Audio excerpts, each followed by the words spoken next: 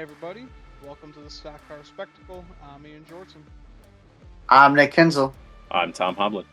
and we have a big show ahead of us. We haven't been around for the past few weeks, but we are here. We're going to be talking about Pocono and the upcoming races at Lime Rock Park, the inaugural truck race, and the Xfinity Series and the Cup Series over at Atlanta Motor Speedway, not Echo Park. Just remember that. But before we get into all that, let's start off with our diecast of the week. Tom, what'd you bring for us today, buddy? You guys have got me in some type of way. My girlfriend's upset with me because I keep going on these auction sites, and I accidentally won 3 auctions in 1 week. So I'll have one for this week, and then a couple more later in September for Darlington and St. Louis because they fit better that time. But this one was cool. It was the original 2311 car and whatnot. I guess it fits Atlanta. He's a bit of a drafting track connoisseur. So yeah, a few Bubba cars coming your way in the not so distant future. Nice. Yeah, the DoorDash car was freaking hmm sweet on there. It's iconic, so we'll get it right up here for the show so people can Yeah, look. that was It one of the doesn't first with sponsors this for 2311.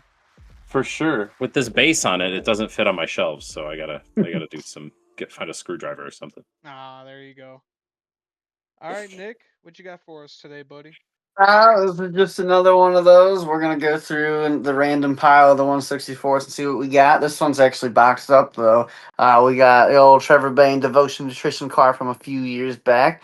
It's a beautiful paint scheme back when Trevor made his mini little return to racing. Ran really well with Joe Gibbs Racing. He ran at Atlanta Motors, the newer Atlanta. Led some laps, got wrecked by Austin Hill, ruined my day. But yeah, always a great looking race car. Yeah, if you're at Atlanta Motor Speedway and you're in front of Austin Hill, I'd say just get the hell out of the way, dude. He did not listen. No, he did not listen.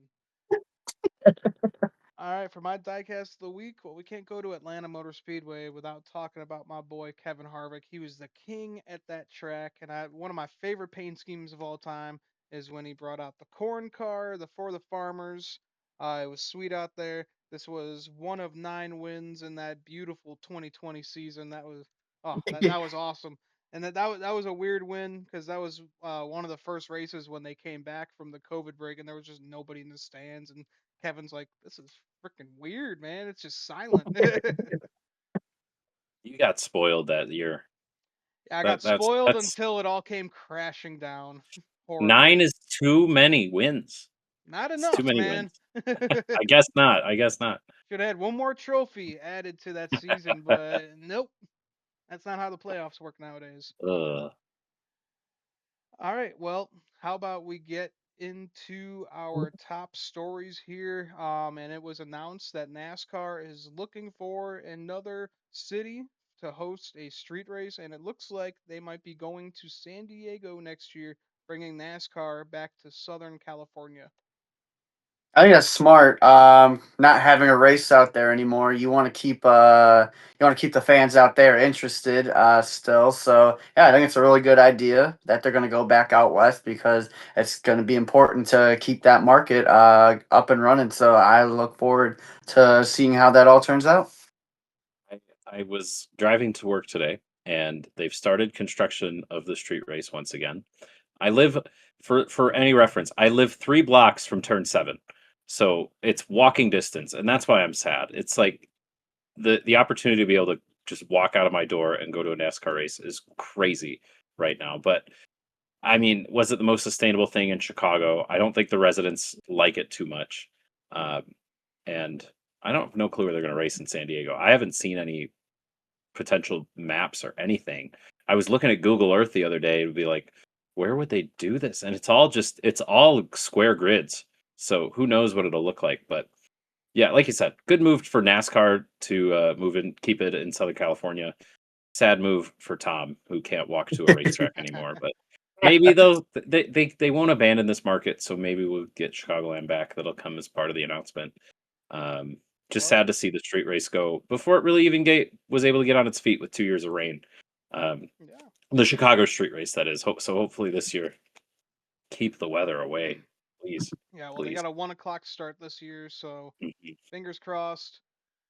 Um, yeah, I think that's going to be good for NASCAR to take it back down to Southern California. It's the right move, and even Carson Hocevar was saying he was streaming last week, and he was saying, "Oh man, I can't wait to go to Chicagoland Speedway next year with this next gen car." And Yeah, I was like, yeah.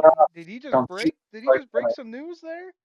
Chicagoland Speedway is going to be so good with the next gen car. But about Yeah, the street race itself, it shouldn't be in a city for more than 3 years, ah, in my yeah, opinion. yeah, that's This keep is it fresh. something where it'll be fresh. You'll sell it out every time if you're doing 2, 3 year, even one year. You get 5 cities to sign a contract, and it's bouncing around every 5 years to your city. I mean, that's going to sell out every time it shows up.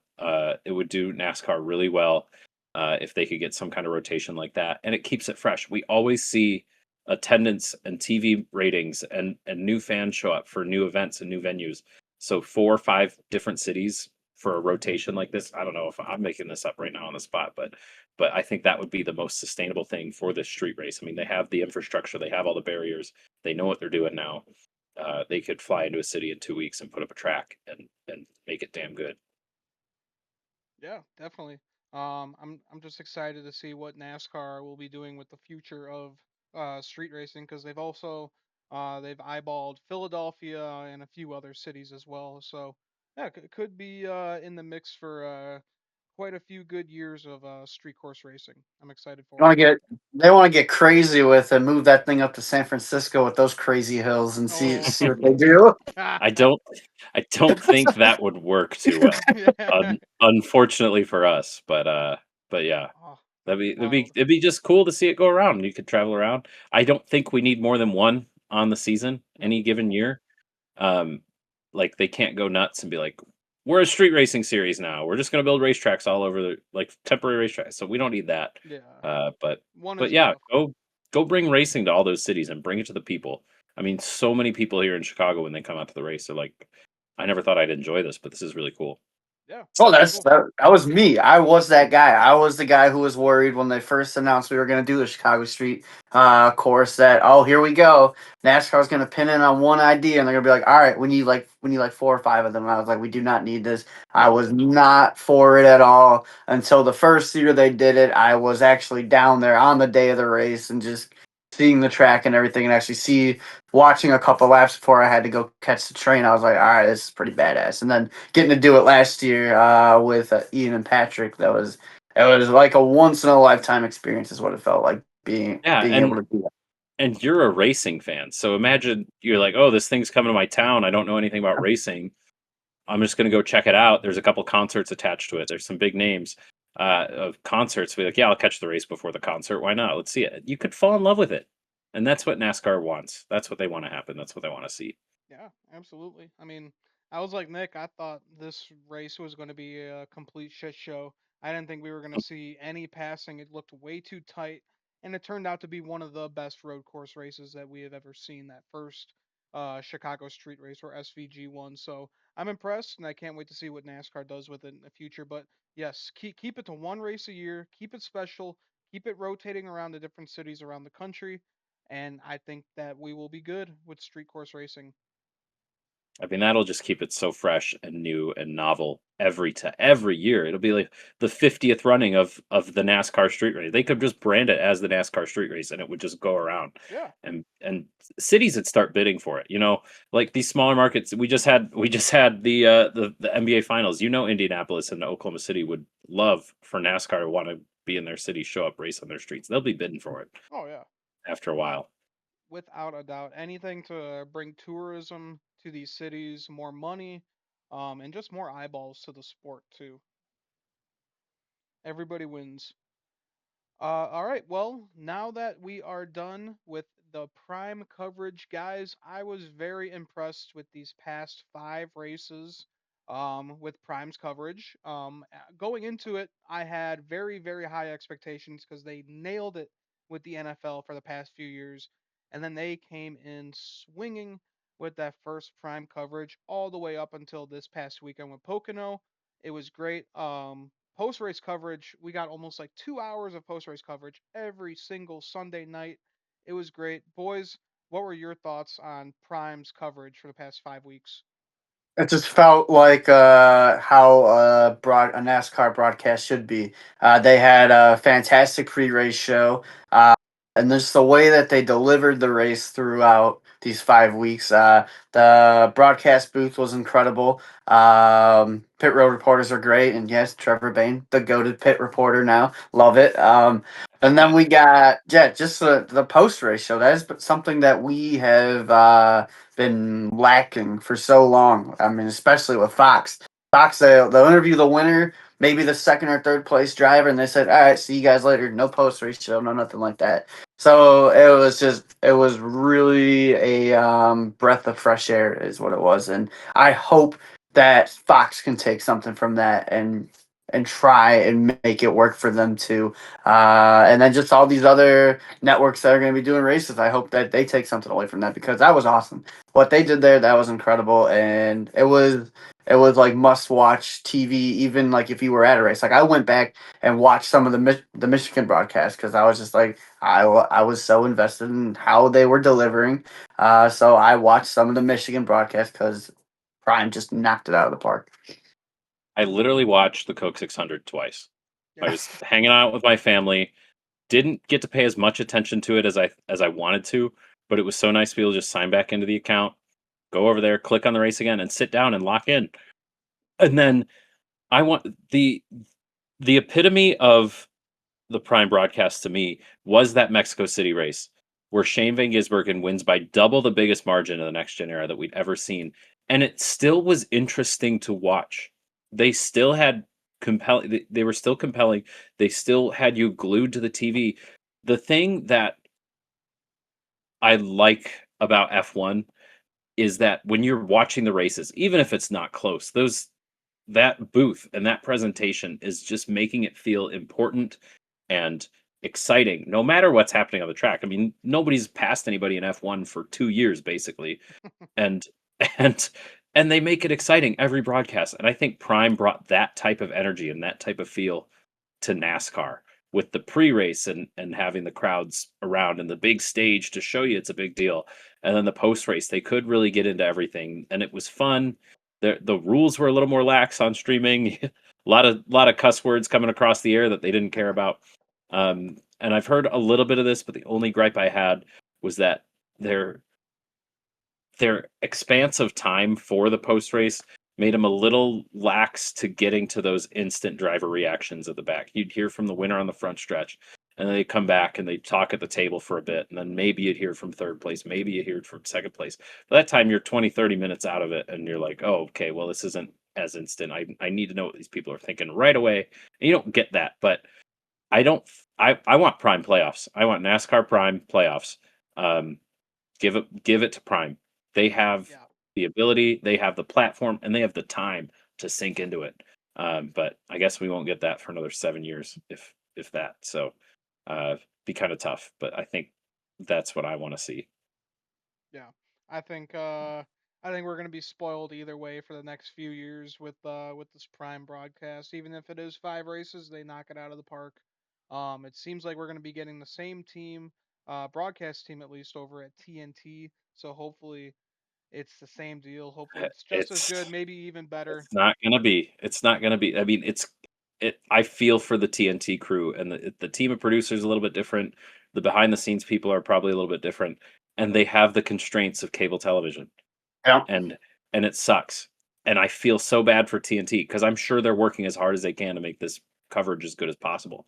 And they still have Dale and Steve and Adam Alexander to help it along, but they've got the constraints of a broadcast that goes on a national TV, and it's just not going to be as good. It's not going to be as loose. It's not going to be. They can't be as fluid with anything. And so I feel bad for those TNT people because they have to follow Prime and it's just not going to be as good. It's not. I mean, maybe the feel of the actual race will be just as good, but we won't get the pre-race. We won't get as much of the post-race. At least that's what I'm thinking. Yeah, absolutely. But one big thing that TNT does have coming with this broadcast is that we are going to be having the in-season tournament starting this weekend at Atlanta Motor Speedway. It's all for $1 million. We got a big bracket with what the top 32 drivers, I believe it is, right? Yeah. Something like that. Yeah. So it's gonna be great. Chase Elliott didn't even know that it was a thing last week. They had to explain it to him, and once he heard that it was $1 million, he's like, "Oh yeah, I want to win that." I just think No. that's what's kind of messed up. That's why this is pretty dumb to me. Is like you don't even have your own driver. Nobody. They did a terrible job marketing this. Is what they did because they announced it at the beginning of the season and then it just kind of got lost for a while. It's cool. It's a little in season tournament, but it's kind of a bad look when your own drivers don't even really remember it. So they just did a terrible job throughout the season, really kind of building up to this. Like it was not talked about, I feel like, on no broadcast whatsoever. Yeah. Well, I mean, why would any other broadcast? They don't get the benefits of it. I It's don't. It's tough, but like even Prime was compelling enough where they didn't have to talk about it. They had the seeding races. I don't think the seeding makes any sense. Just make it the first part of the season. You have that much time to. I don't know. they'll It's work it odd, out.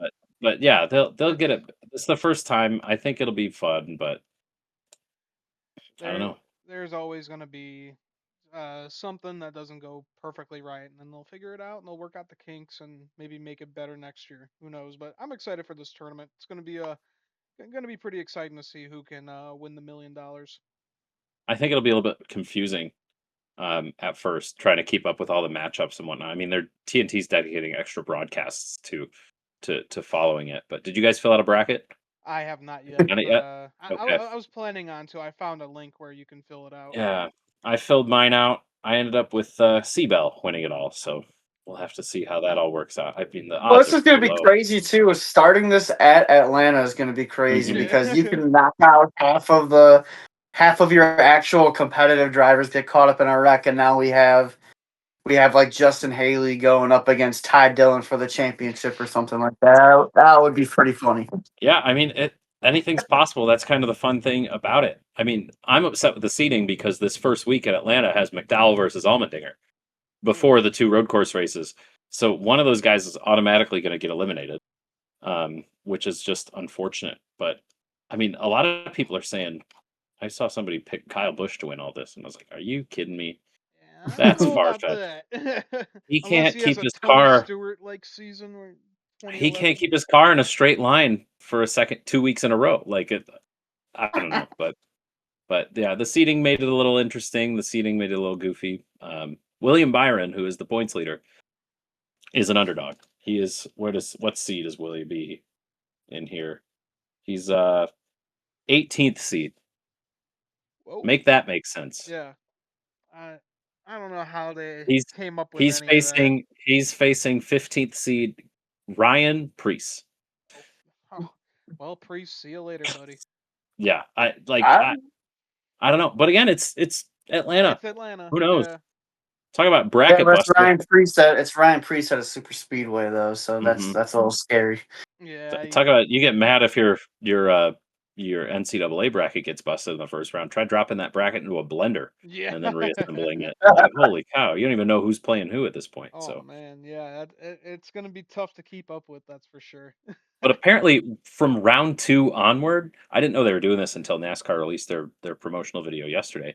Round two onward, they're doing the banners on the windshield will be color coded. So like there will be two red cars, and you'll know those two cars are facing each other. There'll be two Oh. blue cars, two green cars, two yellow cars. So like that's an interesting thing. There's going to be Yeah. visually on the track. That's going to look good. That'll be better to follow.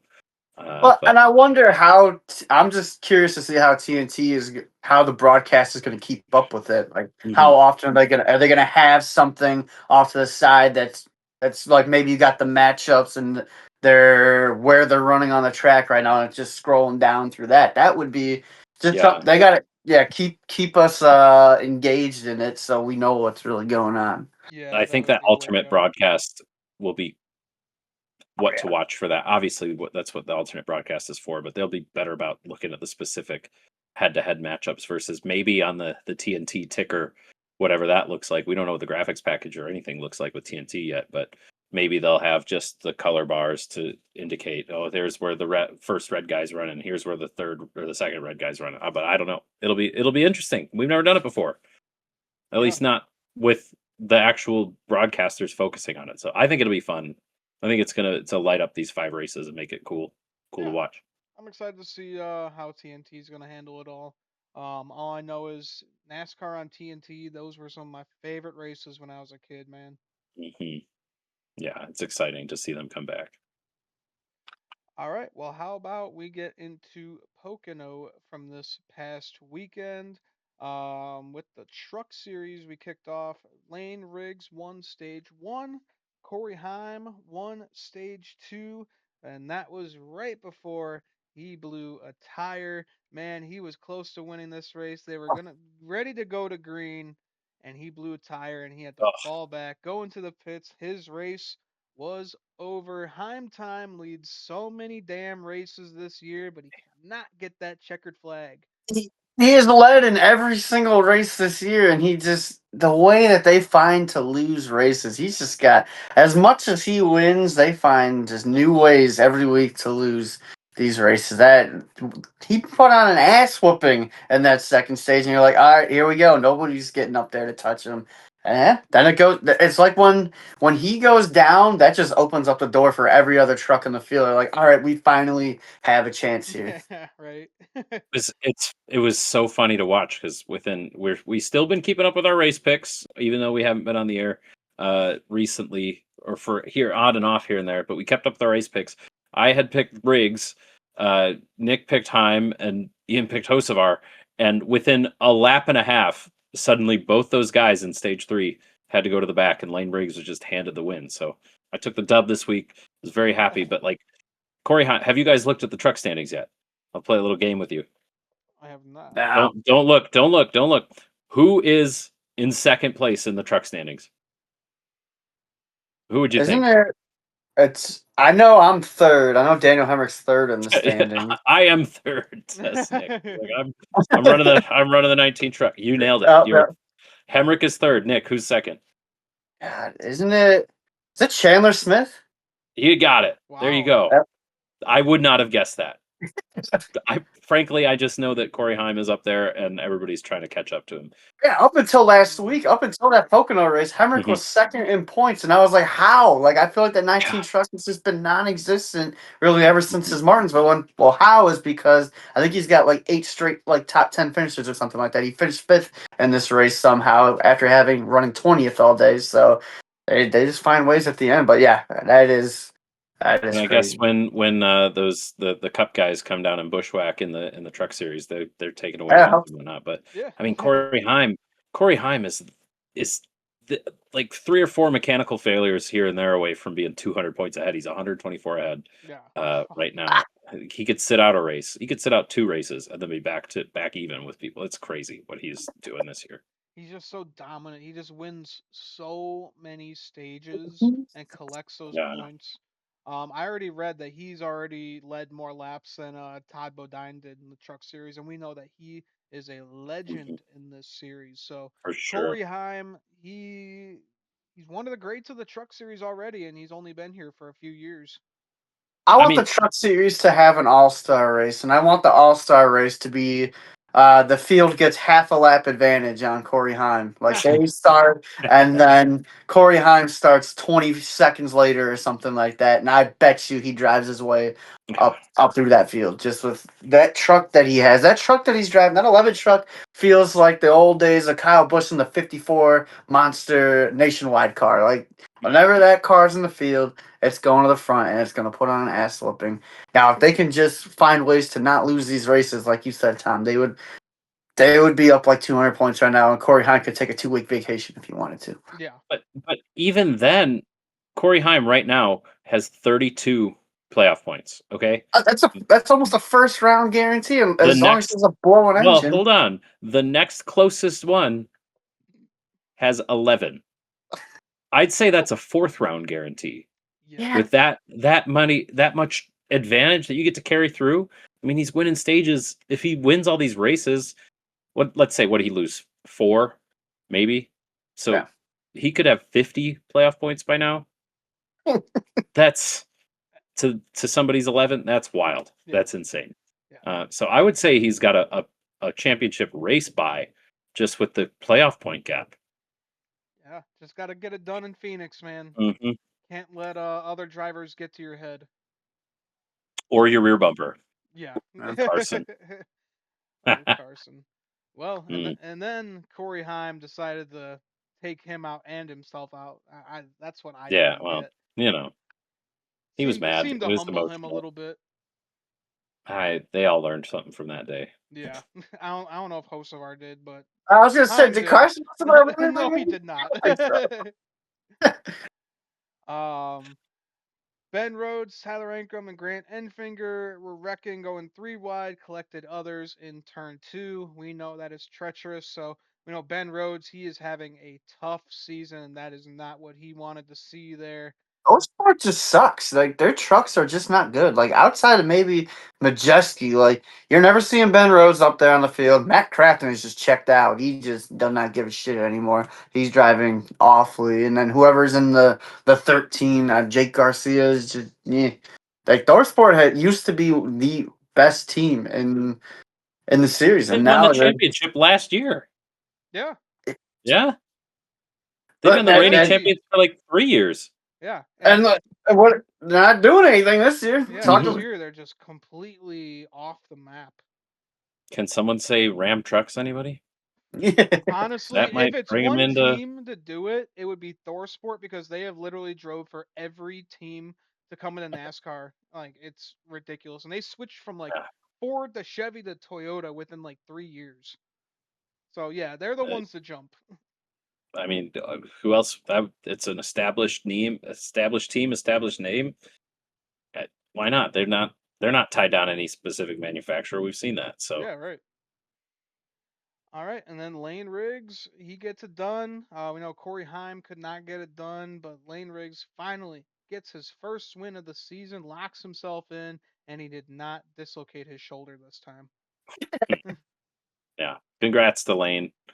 He raced a good race, and when others made mistakes or had issues, he stayed the course and came out on Yeah, top. I feel like so the 11 is obviously the best truck in the series right now. Hmm. I would argue that the 34 is probably second, and then Chandler Smith is probably the third best truck. Maybe, and then really that for that fourth and final spot going into Phoenix, you just don't know because like the store sport's been off. The McAnally trucks are either up there or they're running 20th. Like Ankrum and Hemrick have had good seasons. It's just I don't think that they have the trucks to run up. They don't have the trucks to run up front on a weekly basis because they don't. Not day Hemrick in, got day lucky. out.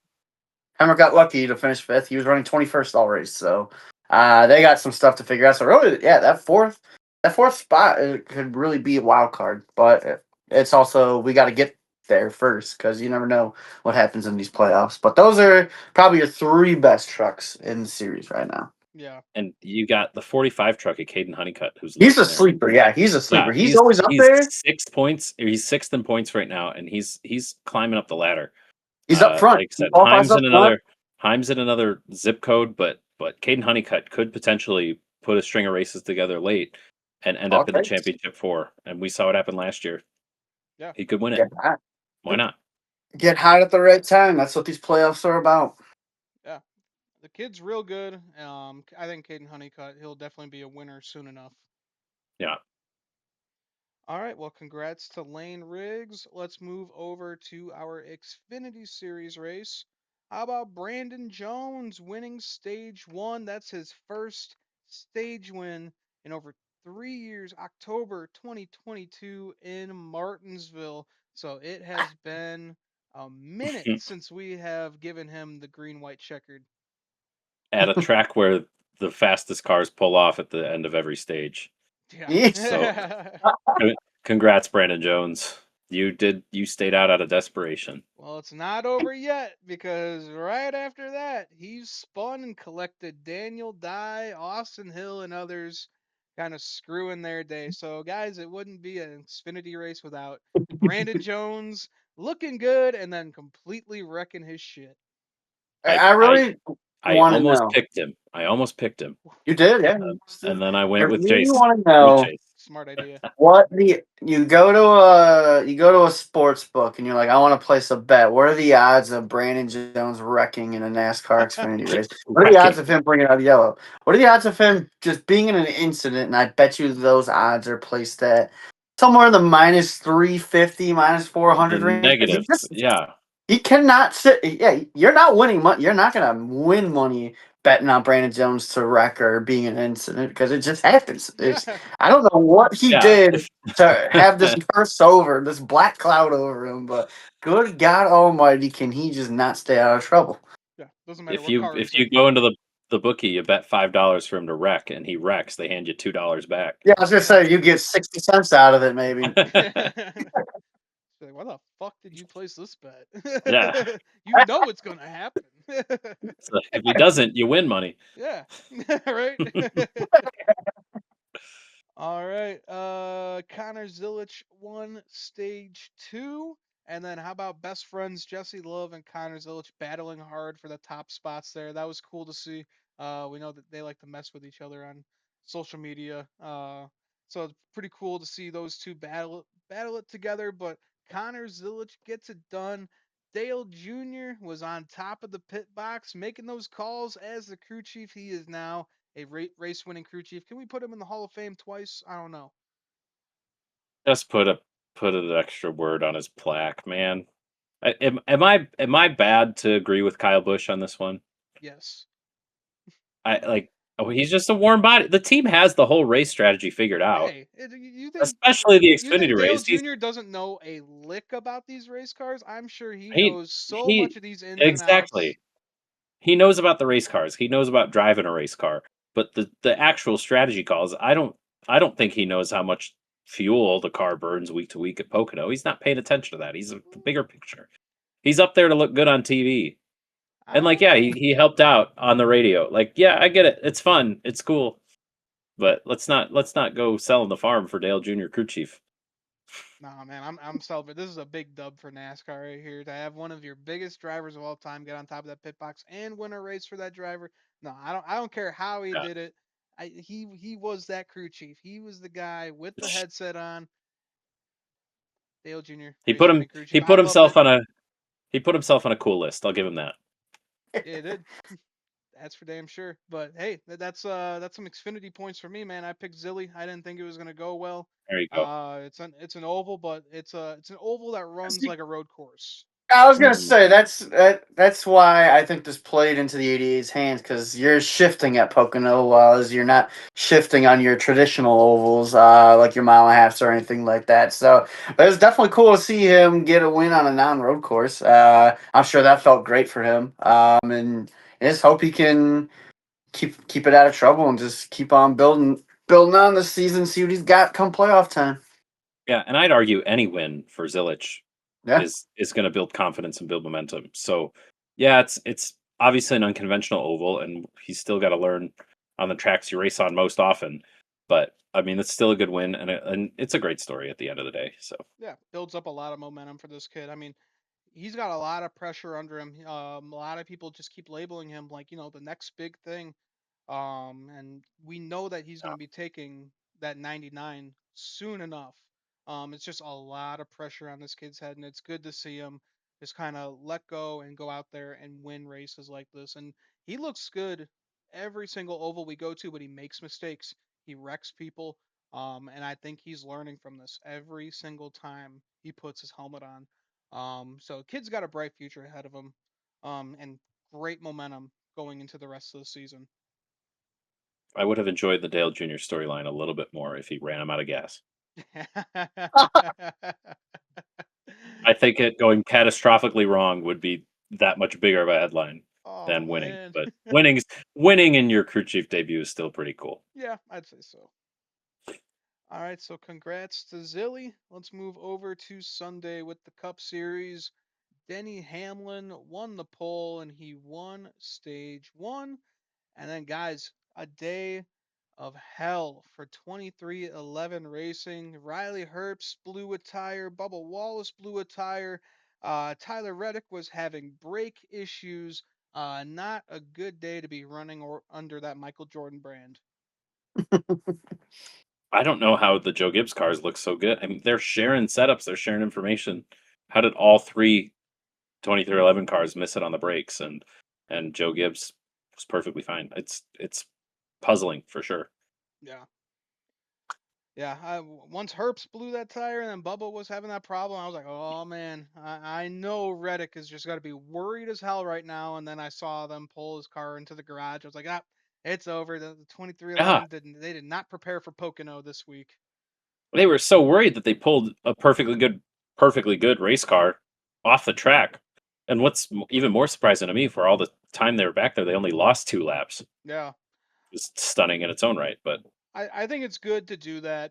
Check on these cars because this is a very dangerous track. We've seen no brakes going into turn one, and it's changed careers. I mean, look at Jimmy Johnson. He had a supposed concussion after that wreck in what was it, 2017 or so, 16, I think, 16. yeah. Wasn't really the same after that. Bubba Wallace, It ended his career. yeah, Yeah. A Mhm. qualifying wreck at Pocono ended Kurt Busch's career. yeah. This So is a That was dangerous track. yeah, it's with why the IndyCar doesn't race there combination anymore. the combination of this car at this track, I mean, this car has caused injuries that we don't quite expect. And like Eric Jones breaking his back, you have all the head injuries and whatnot. And then this track, I mean, you see some of those vicious accidents. Gordon going into turn one, Jimmy going into turn one, Was it Bubba going into here? turn one. Was it here where Denny broke his back, or was that Auto Club? Auto That was Club when Joey Fontana. Logano Okay. killed him. Yeah. Yeah, yeah. But And then but Tony like Stewart gonna beat his ass. That was it's funny. scary. They played they played Bubba's audio, and before he hits the wall, he's feeling emotional about it. I mean, Bubba's taken that hit before going across the grass, and this one Yeah. was at a slightly different spot. But like for that reason, I'm glad they brought Tyler Reddick in, because you don't want to put your driver in that position. You've seen it twice. It's like fool me once, shame on you. Fool me twice, shame on me, or something. Or saying it backwards, but you don't want to put your driver in that situation, especially Tyler Reddick coming into a stretch of races where he could perform really, really well. You get him hurt going into 2 road courses and a super speedway. Who's to blame on that one? So probably good on them. They had the time to do it. I think it was a good move. Yeah. Real smart move. Don't want to risk the health of your driver for something like that. He's already locked in this year, I think. So But a 32nd, a 36th, and a 37th place finish is not a good day for the team that might be running charterless soon. yeah. Go figure, man. All right, so 2311 did not have a good Sunday at Pocono. Neither did Kyle Busch spinning underneath Zane Smith, collecting SVG and Ty Dillon. Tom, the few years of hell continues for Kyle Rowdy Busch. And he was fighting for It's what, 26 there too. That's not a good spot to be. it's embarrassing, and it's getting more and more embarrassing and whatnot. And I'm thinking this week. I was thinking about all the kids who are growing up, and their parents are like big Kyle Busch fans, and they're like, "This is the best driver ever. He's the best thing that's ever happened to stock car racing." And the kids are born into this family at 2018, 2019. They don't know. They don't remember the championship, but now they're of age where they're watching NASCAR races with their families, and they're like, "This is the guy you like? The guy who runs 20th, 15th to 20th every week and spins out at least twice every week?" This It's is like your goat. it's embarrassing. And you remember, if you see Denny Hamlin and Joey Logano get into this new car. I mean, they have similar amount of years in the old cars as they do the new cars, and they get in there and they're successful, and they're racing for the championship four. They're winning championships, and then Kyle seemed to have figured it out early, but now he just can't do it. And I don't understand what the problem is. This is not the He's Kyle Busch I know. I mean, he doesn't have practice. They don't not as much practice, but he just doesn't have as much control over the car as he used to, and it's getting embarrassing to watch, he and sold just sad. he sold his soul to the devil. They said 'cause when he stepped into an RCR number 8 car, he they're like, all right, we're gonna give you 1 good year, but then you're gonna go to shit after that. That's I just it. mean, Really is crazy to think about, like how. where we're like, where's Kyle Busch? And then you're going all the way down the running order in the 27th, and you're like, what the hell? Like, Kyle Busch are old. If he's running 27th in an 18 Gibbs car, oh my God, I pray for whoever has to listen to that radio. Well, that Now it's means he had brushed the wall at one point and killed it. Yeah, But like, it's dead. I think the combination of these cars that don't react as much to incidents and whatnot, it's just like he's used to surviving these races and taking care of his equipment, and it doesn't matter as much, and he doesn't have the aggression that he used to have. And it's terrible to see Kyle Busch running on. I mean, he's P19 in points. yeah. Yeah, He's 60 something points out of the playoff window. Like, it's just tough. All for the chance to maybe be a better team for the Daytona 500. He's thrown away 35 races a year. yeah, that's Well, that's the crazy part is now we're like getting to the point where it's like we're gonna Kyle Busch is looking forward to getting to a super speedway because that Mhm. might be his only chance to get himself into the playoffs at this point. But And it just where does he go? There's no open rides that would that's be better than what he's in now. yeah, Um, anything that might be open would be a an equal a lateral type move. So it's been tough to watch, and and you lose faith that you'll ever see it again. yeah. I mean, I'm not even a Kyle Busch fan, and like for most of my life, I haven't even liked Kyle Busch. But man, I just feel for the guy. I feel for his fans. Being a Kevin Harvick fan, I mean, I know the same feeling. We were shit for our last few seasons. it's just a car. Oh Yeah, shit! yeah. This next gen car It's is crap. Well, it's you know it's and that's he's not adjusting to it is the thing. He has not adjusted well to it long term. yeah, because he's used to driving race cars that are actually hard to drive, and it actually puts something into the driver's hand. Like that's where talent used to come from. Is how can they handle these cars that used to once be super difficult to drive, and you're just not getting that. And it's doing this to Kyle Busch. Jimmy Johnson is he. You would look at Jimmy Johnson now in a next gen car, and you're like, how the fuck did this guy win 7 championships? And same thing with really Kevin towards the end of his career. I Mhm. just they never got used to these next gen cars because they're just straight up crap. That's what they are. They're too easy to drive, and you're taking way too much out of the driver's hands. And if you, it's why some of these other race like Xfinity races are better than Cup races, and now even some truck races are up there too. Because those are harder cars to drive. That's why you always hear these Cup drivers who go back down to the Xfinity series saying like that's fun to drive. They're so fun to drive because it their input actually matters.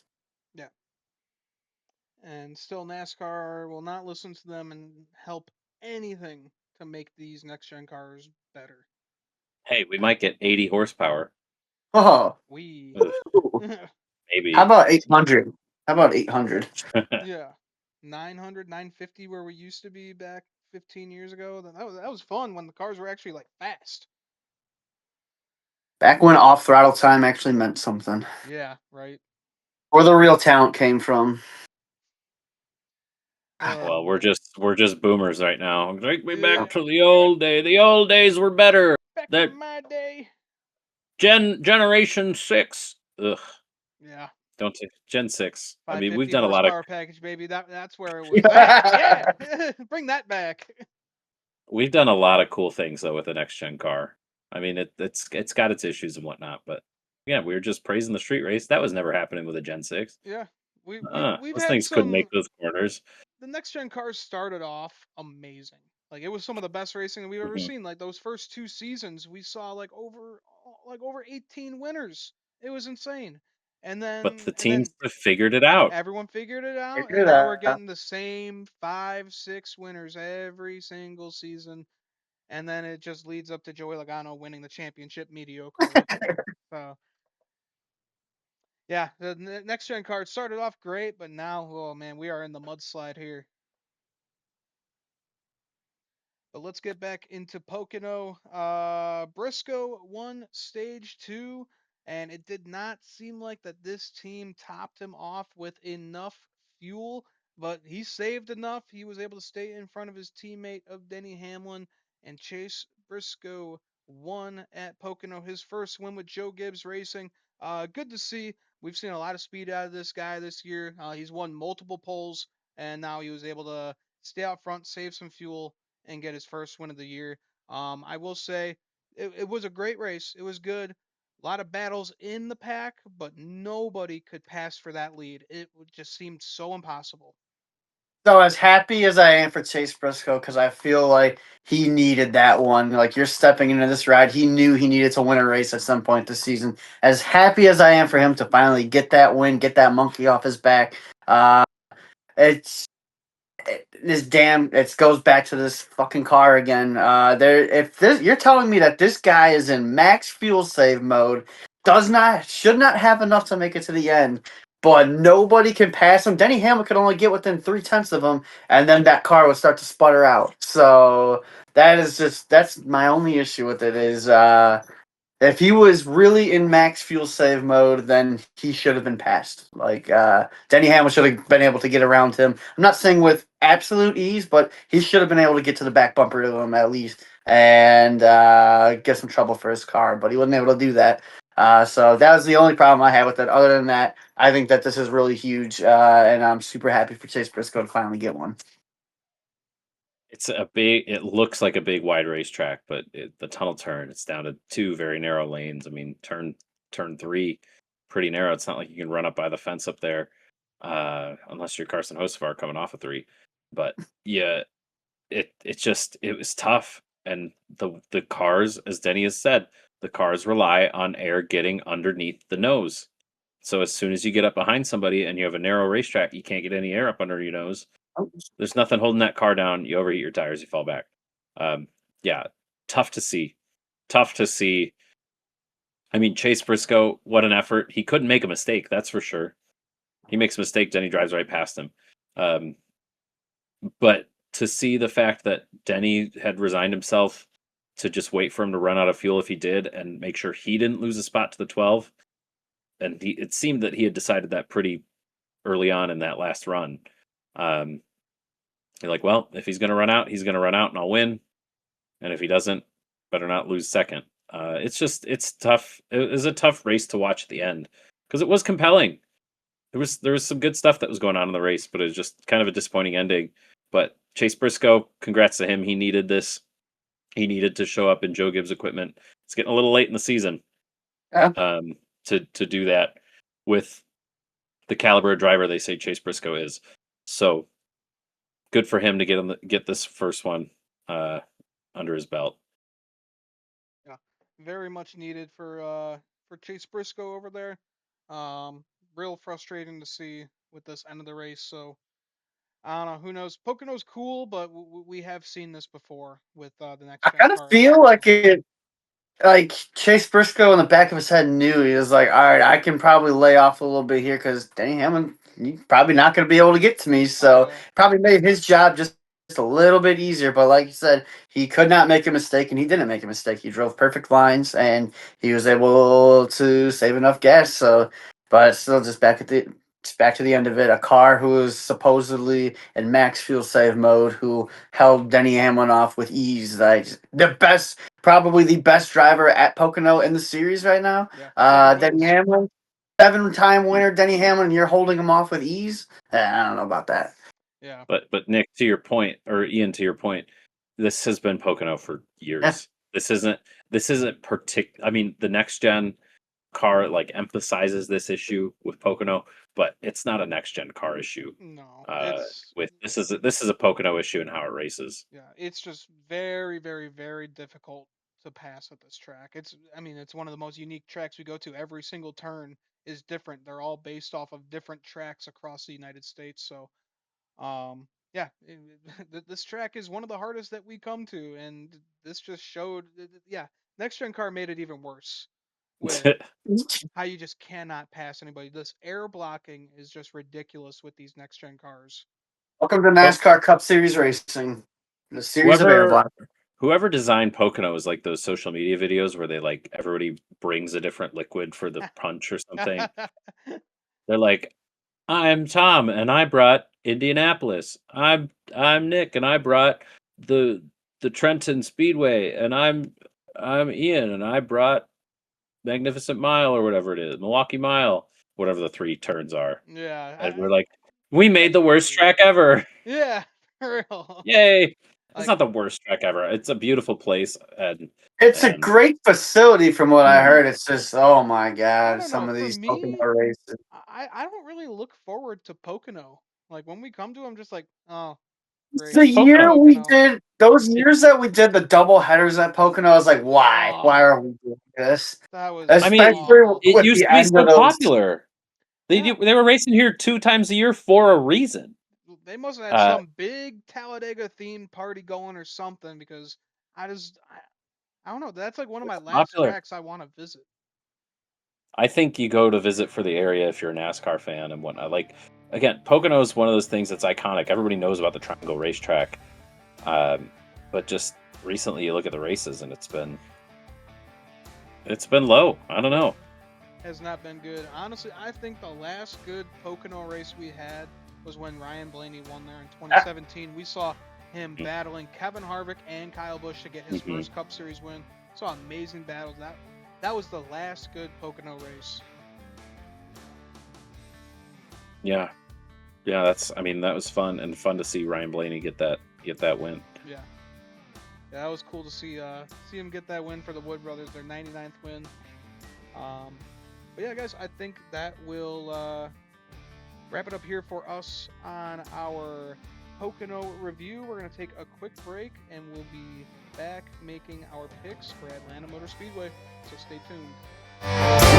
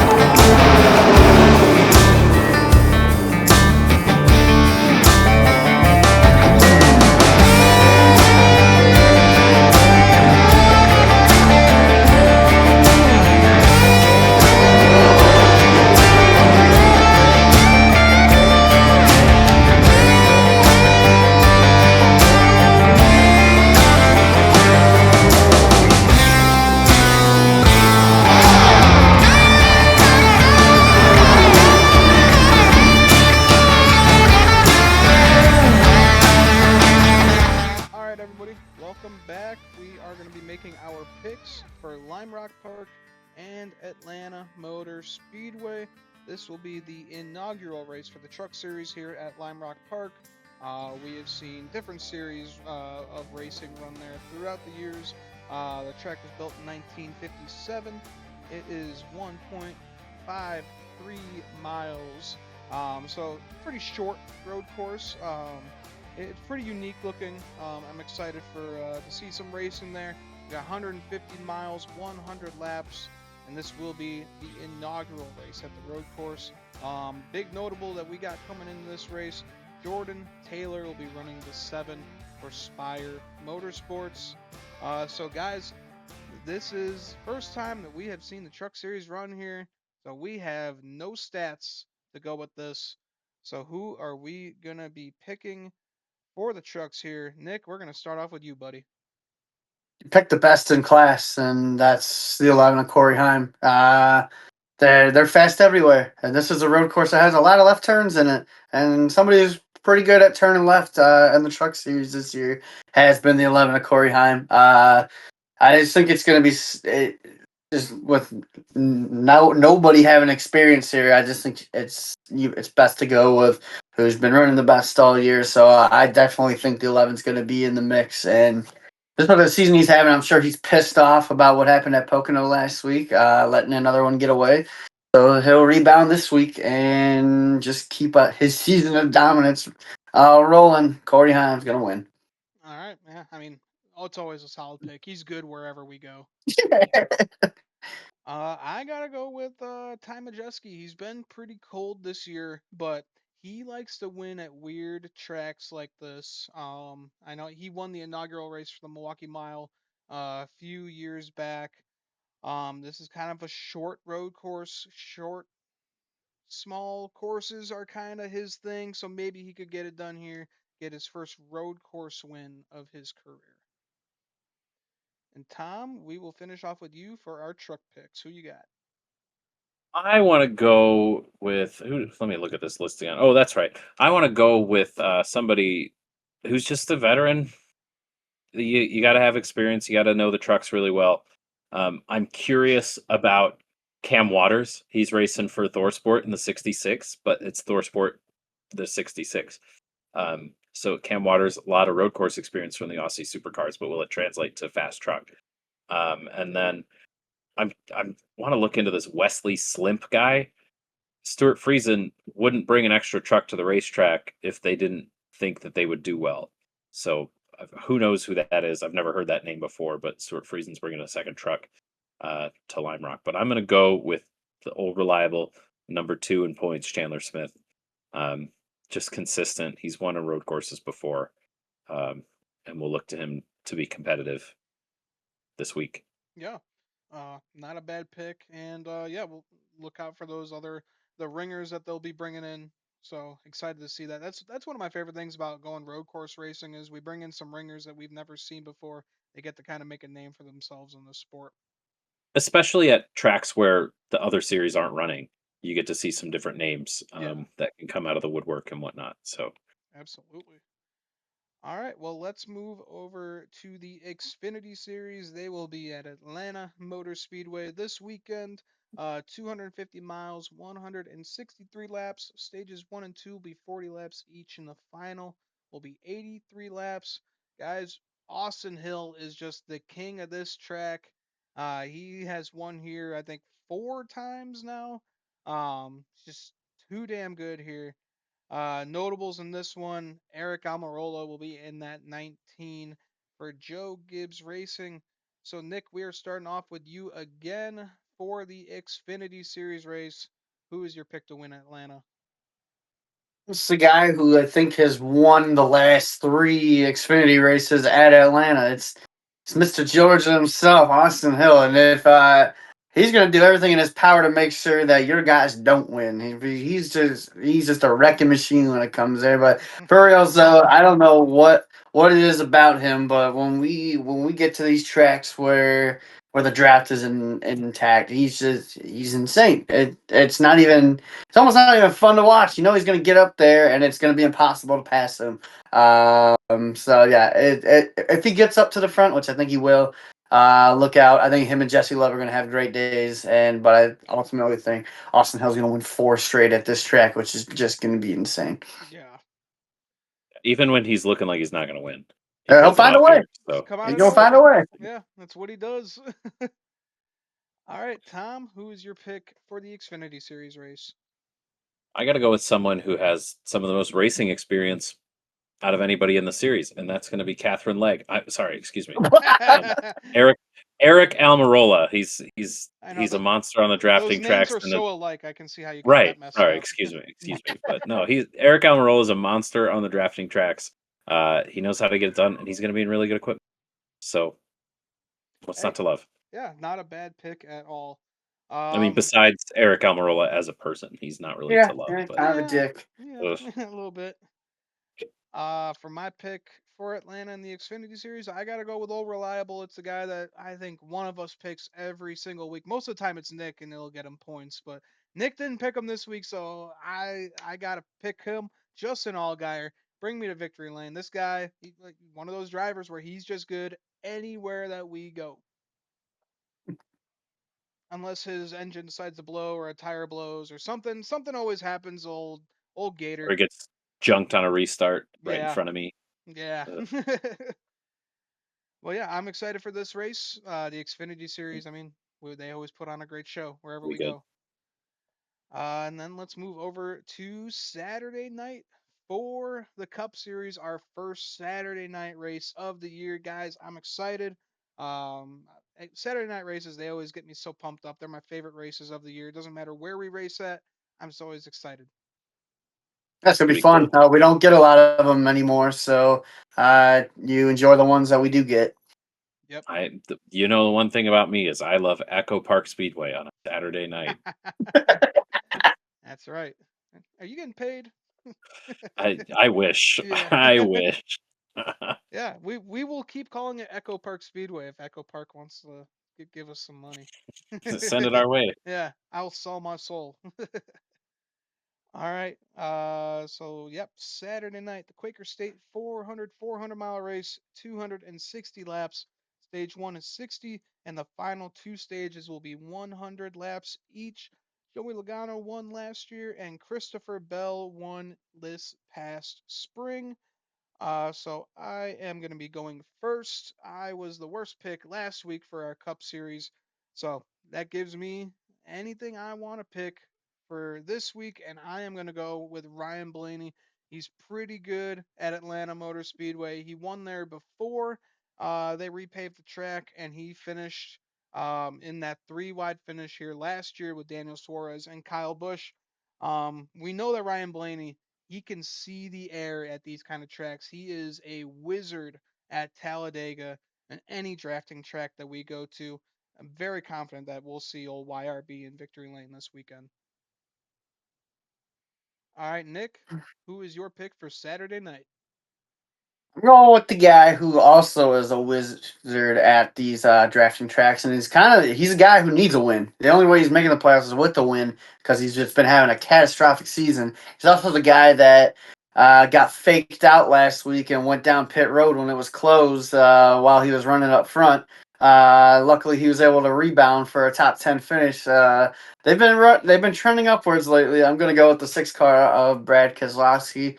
Like I said, we go to tracks like this, and I just remember Brad like 10 years ago. You go to Talladega, and you're pretty much penciling him in for top two finish if he's not winning the race. I just remember the playoff race at Talladega, 2014. He was like he had to win that race, and he came from like sixth or seventh on the final restart and was able to do it. He knows how to get it done here. And I think he's got a best finish of second at this repaved at Atlanta, battling old teammate Joey Logano. So as long as he doesn't come down pit road when it's closed, I think he'll do just fine. And old number six car is getting a win. Oh, Sidebar: I learned on Denny's podcast that the pace car also has the lights on whether pit road is open or closed. I never knew that, oh, really? and he was running first, and he still went down pit road behind the He pace got car, faked out by which had Carson Hostevar big red behind him. lights. So that's an interesting side note. Hmm. I like your point about Brad and the situation he's in points wise to win. I was wishy washy with these guys when we were making our picks, but since I picked last, I said it'd be a game time decision. I want to go with somebody else who's going to take this race as an opportunity to perform and get into the playoffs, make the playoffs. He's technically still a bubble driver, but this is going to be one of his best opportunities, and that's Kyle Busch. Really good average finish here with the Atlanta repave, probably one of his better tracks in the next gen. Um, I thought he didn't run so well in the fall, but he finished seventh as I'm looking at it over here. So I got to go with my guy, and maybe we'll be even doing a bow at the end of the race. I'll shed a tear of bittersweet joy uh, to see Kyle run well. I Um, honestly think that'd be a very popular win. I think there would be a lot of applause coming from that because I don't think as crazy as it is, as much as people have hated Kyle Busch over the years, it's just kind of crazy this downward spiral that's become since joining RCR. So I they think that would be a very popular win. I mean, it they was even a hated him. popular win when we were at Auto Club when he got his first win with It was the RCR one and too. only time that I've ever clapped for Kyle Busch at a race in person because that was pretty damn cool to see. Yeah, They hated him because he was so dominant. He's not dominant anymore. It would be a surprise win. yeah. It's It not really it's would not be, on the yeah. level of Harrison Burton, but I mean, it'd still be cool to see. He's not dominant. People aren't worried about him ruining their drivers' championship hopes. Not anymore. So it would be popular in this house. Just say it. Oh yeah. There's the guy with the portrait of Kyle Busch on his wall. The But Rebel Whiskey, all the die casts, the race yeah, win, bow, mhm, repeat sign you got. Yeah. yeah, exactly. It'd be a popular one in this house, but that's not saying much. So Yeah. so yeah, I think my game time decision. I'm happy with Kyle Busch. Let's Yeah. get a win. Let's go. I Let's think go. that's Please, a please, great please, please, please, please. I think that's a great choice. We all made great picks here for the Cup Series race. I think For we all sure. have guys who can go out there and win this damn thing. But And then before Corey LaJoy stinks up the show, winning in a Ric Ware car. Well, he wait can't make the playoffs, so it's okay. wait is he running this race this weekend? Yeah, Mhm. he's in the 01 or I don't know what car he's in. He's in a Stacking Ric Ware pennies Oh, or car. his penny something. car. Let's see. What is it? The Schulter Systems Ford from Rick Ware Racing. Oh man. Good year Remember though. Schulter Remember Systems are? he was running up front when Chase Elliott wrecked him. Yeah, that was a blessing in disguise. Oh man. Well, before we wrap it up, you guys got anything else to add before we head to Atlanta and Lime Rock Park this weekend? I found out about Slimp. Slim He's from Slim Shady. Marietta, Slimp Shady from Marietta, Georgia. Road course racing specialist who has most recently competed in the Lamborghini Super Trofeo series, where he secured multiple victories. Oh shit. Maybe we should have gone with the Slimp. He's Yeah. driving Lamborghinis to victory lane. So a Well, NASCAR Slimp's truck's gonna a have some. little different than a Lambo, but he he could run well. He knows road course racing. Yeah. See how old Slim Shady does this weekend. Keep an eye on the 62 from Stuart Friesen's race shop this week There we in the go. truck race. Alrighty, guys. Well, that will wrap it up for us here at the Stock Car Spectacle. If you haven't yet, make sure to like our video, subscribe to our channel, and check out all of our links down below. So for the Stock Car Spectacle, I'm Ian Jortson, I'm Nick Kinsel. I'm Tom Hoblin. and we'll see you guys next time. Enjoy the weekend of racing.